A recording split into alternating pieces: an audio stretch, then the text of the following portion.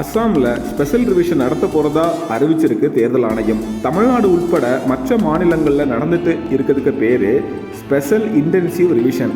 அஸ்ஸாம் மக்கள் 2002 எஸ்ஐஆர் லிஸ்ட்டில் பேர் இருக்கான்னு செக் பண்ண வேணாம், எனுமரேஷன் ஃபார்ம் ஃபில் பண்ண வேணாம். ஏன்னா அங்கே ஏற்கனவே என்ஆர்சி நடத்தி குடியுரிமை பரிசோதனை பண்ணியாச்சு.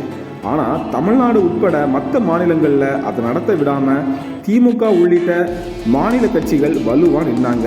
இப்போ அந்த என்ஆர்சியை எஸ்ஐஆர்ன்ற பேரில் தேர்தல் ஆணையம் கொண்டு வருது.